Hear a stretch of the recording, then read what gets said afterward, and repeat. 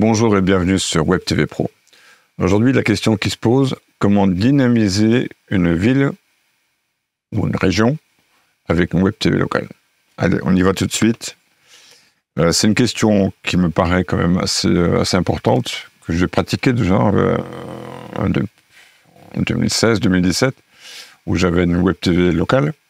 Bon, un petit peu prématuré peut-être, mais qui était quand même très innovant, y compris localement. Alors pourquoi une Web TV? Déjà, on va accroître la visibilité de la ville, donc attirer peut-être de nouveaux résidents, de nouvelles entreprises. On va créer quelque part aussi un espace qui va engager les citoyens, dans lequel ils vont pouvoir s'exprimer et participer à la vie locale. C'est un formidable outil de promotion économique. C'est-à-dire que vous allez pouvoir offrir une vitrine aux entreprises et au commerce pour stimuler en fait tout le tissu économique local. Et puis, ça permet aussi de préserver quelque part l'identité locale. En France, on est très attaché à ça. Donc ça permet aussi de documenter, de célébrer l'histoire et la culture unique d'une communauté, que ce soit une petite ville, une grande ville, une aglo. Il n'y a pas de détail réel à promouvoir cette histoire. Les étapes pour créer une Web TV locale, en fait, il faut déjà la planifier, définir sa vision, les objectifs, et puis le public qui est ciblé, parce qu'on ne peut pas parler de la même manière à des jeunes qu'à des entreprises ou des résidents plus anciens. Donc il faut créer un vrai business plan ou un vrai plan pour monter cette Web TV locale. Évidemment, ensuite, il faut investir dans de l'équipement. C'est des caméras, c'est des micros, c'est de l'éclairage, c'est le logiciel de montage, les régies. Il y a quand même quelques équipements à prévoir. Il faut constituer une équipe qui va gérer cette Web TV, tant au niveau concept, journalistique, mais aussi ou rédactionnel, mais aussi des techniciens qui vont vous aider à la mise en œuvre de cette Web TV. Et puis, n'hésitez pas à former des bénévoles locaux qui seront peut-être enthousiastes à participer. De mon expérience, ça a été entre autres ça, de bénéficier d'un soutien local de bénévoles qui m'ont aidé justement à la constituer. Ensuite, il faut créer le contenu, créer une grille de programmes variée et engageante qui va permettre d'attirer l'ensemble de la population ou les différents les différents segments de votre population. Et puis, il faut organiser un grand événement sur lequel on va pouvoir parler de façon efficace. Voilà, là, il y a une petite interruption qui est pour les réseaux sociaux. Je mettrai en commentaire le lien direct vers la chaîne YouTube et cette vidéo en particulier dans les premiers commentaires. Bon, continuons. Donc, il y a le lancement officiel. Ça, il faut le faire, entre guillemets, en grande pompe, pour justement attirer la population, aussi bien en termes de spectateurs qu'en participants. Les sujets à traiter dans une commune, il ne manque pas en réalité. Il y a les événements locaux, il y a les festivals, les marchés, les célébrations qui animent une ville, mais aussi les événements sportifs. Faut pas du tout les oublier, pas du tout les négliger, parce que ils bénéficient pas de la visibilité qu'on peut avoir dans les sports nationaux, que ce soit au foot, au volleyball, handball, etc., qui bénéficient quand même d'une visibilité sur les grandes chaînes nationales. Mais il y a quand même des sports qui sont très intéressants, qui sont relativement faciles à filmer et à inclure dans votre programmation. Il y a l'actualité municipale, évidemment, les décisions du conseil municipal, les projets, ce genre de choses. Il y a de l'éducation à mettre en place, c'est-à-dire mettre en lumière les initiatives scolaires locales. Et puis, faire participer aussi, justement, la Web TV à l'éducation, parce que la Web TV, aujourd'hui, elle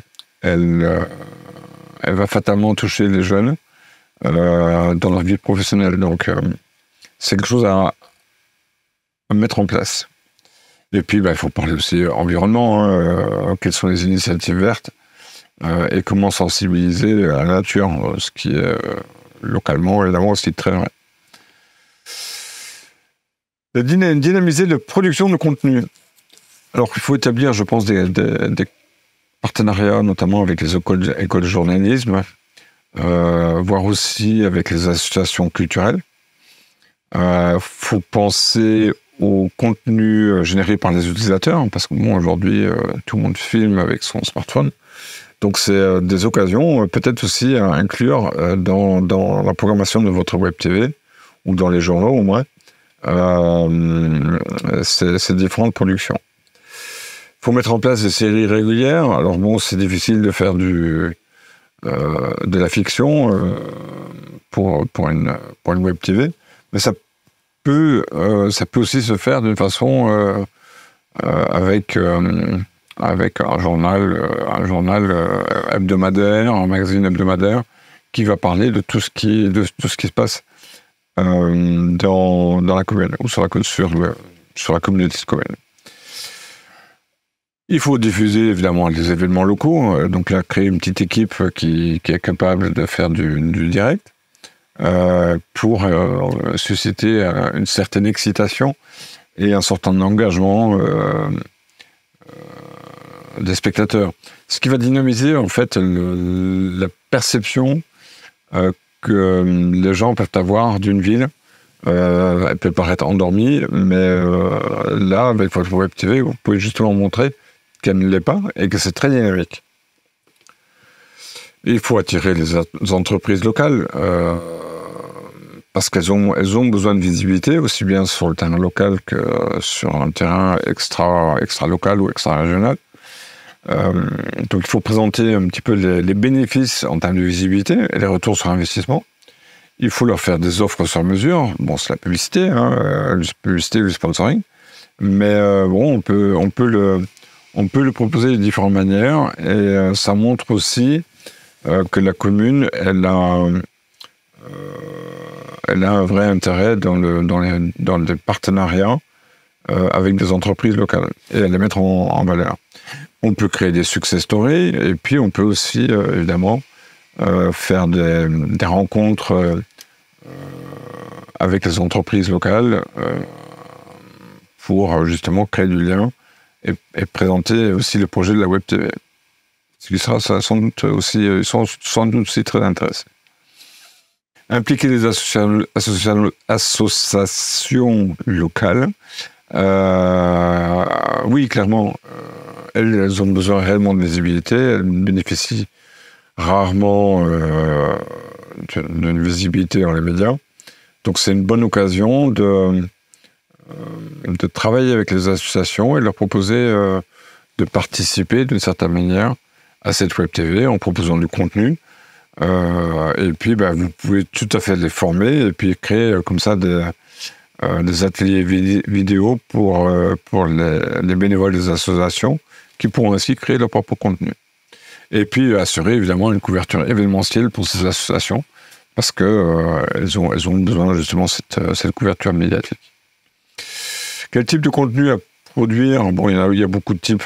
Il y a le journal local, bien évidemment, qui peut être ou quotidien ou plutôt hebdomadaire, qui va traiter l'actualité importante. D'où l'intérêt d'avoir un journaliste, un ou des journalistes avec soi. Créer des portraits des personnalités locales importantes, leur histoire, pourquoi ça a cheminé comme ça. Faire des émissions culinaires. La France est un grand terroir, avec de multiples terroirs, donc on peut toujours mettre en place ce genre ce genre d'idées. Et puis, on peut aussi mettre en place des débats citoyens. Pourquoi pas. Alors, combien ça coûte ? Un budget, évidemment, c'est... la vidéo coûte quand même beaucoup d'argent, on est bien d'accord. Ceci dit, quand vous regardez bien, là, vous avez un outil de communication qui va durer quelques années. Donc, si vous amortissez ça sur plusieurs années, ça, c'est pas aussi important qu'il est. C'est le début initial qui est un petit peu dur. Mais on peut aussi le faire progressivement, évidemment. Donc, à l'équipement vidéo, vous devez compter un budget de 20 à 30 000 euros. Le studio, les décors, je pense que c'est important d'en avoir un parce que finalement, les gens, les citoyens, enfin tous ceux qui vont participer à votre web TV, si elles se sentent bien dans un décor ou dans un studio, elles vont y revenir beaucoup plus facilement. Logiciels et plateformes web, vous devez compter quand même entre 5 et 10 000 euros. Et puis de la formation qui est au moins au départ un élément qui va vous permettre de vous lancer sereinement. Et puis le marketing de lancement, ça c'est quand même quelque chose d'indispensable. Donc vous devez compter un budget globalement, une fourchette entre 50 et 80 000 euros par an, en termes d'investissement.